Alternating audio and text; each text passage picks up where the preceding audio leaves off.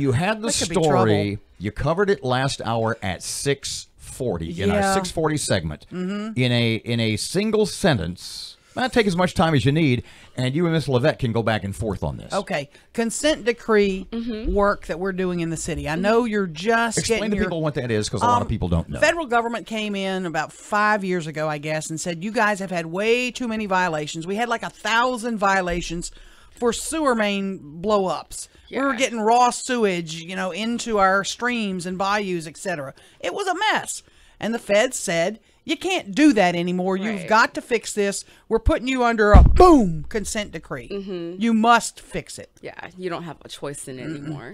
The projected estimate to fix all the problems was $350 million. Okay. Now, not to pat myself on the back, but this goes back 4 or 5 years. Yep. In the early days of KEEL, when we talked about this, what did I say? You said this is going to be $500 million. Minimum. Well, evidently, I undershot. You undershot big time. It's not Price is Right, so. I wish you'd start the whole thing with see what had happened was. Yeah, you're right. What had happened was. Right. Yeah. We've spent $420 million to date. We've only done 40% of the work. Patrick Furlong, the city engineer, tells me the high-end estimate for what we have left to do is $700 million. That would put us at spending $1.1 billion. Plus interest on what we have to borrow. And we still... Right, with the interest, yeah. And it could go up more than that. I heard you say maybe $1.5 billion. Would you be surprised? I would not be surprised. What do we do? Where does that come from? Well, I think that we are going through water and sewer bonds, and we're basically going to be in a lot of debt that we have to figure out how to pay back. And for me, as someone who subscribes to the Strong Towns philosophies about taking care of your infrastructure, we got to tighten up hardcore. And what we absolutely cannot afford to do right now is annex anything outside of the furthest point we've annexed. Now, Councilman Butcher and I are going to go back and forth about this. And I know that, like, he has a face that he makes when he's not sure how I'm going to go about something he's going to say. And he knows that it's going to be, that I'm going to come down on the wrong side of it, possibly. Like the Butcher face. Like the don't get mad at me. Right. I'm going to talk to Heather, his wife, about this to see if this is like a thing. Like, if this is something that he's learned with like her and the daughters. Right. But he goes, now, LeVette, I know that we don't want to sprawl. And there's like things, though, that should be contiguous that we have not picked up, that logically we need to annex.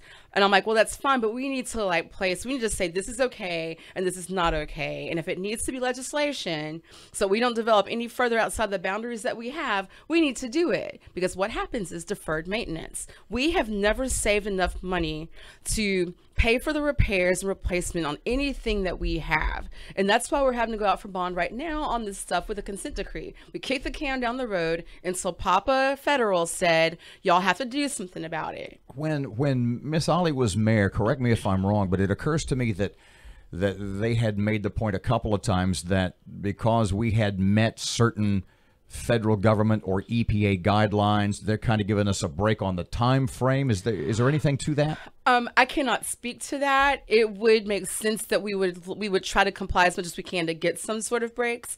What's more interesting to me is that we're looking at this huge price tag. See, that was the point. Pardon me. Is that if we get, if the government says you got 10 years, but suddenly they say you got 12 or 15. We're pushing it further and we end up with more interest is where you're going with it. Yeah.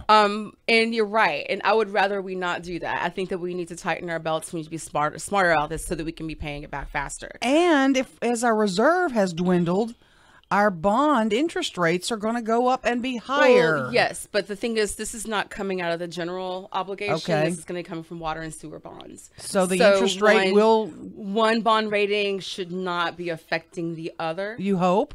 I hope. And, okay. And this is what my mentors are telling me.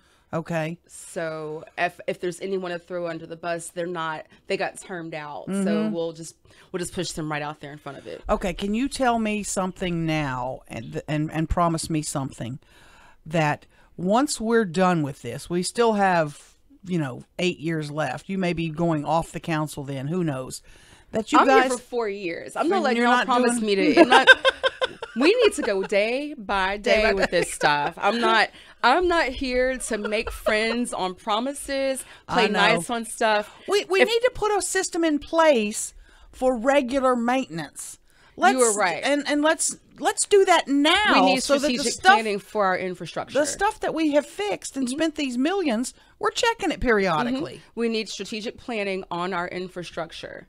We need to look at what we have. And the thing that I'm really looking forward to is that Patrick Furlong is going to be working with our private utilities so that they have to go through a permitting system when they are going to be working in the public right of way. Because something that's happening right now is we'll go in and resurface a street, and then they'll come in and be like, oh, we need to dig all this up. And then we have no real accountability on the timeline of them fixing what they break for us, what they break in order to fix whatever else. And Right. if we had a strategic plan in place, we could say to y'all, look, y'all, we're going to go resurface the street. Can y'all go ahead and dig up what you need to now so that we don't have to keep doing this stuff?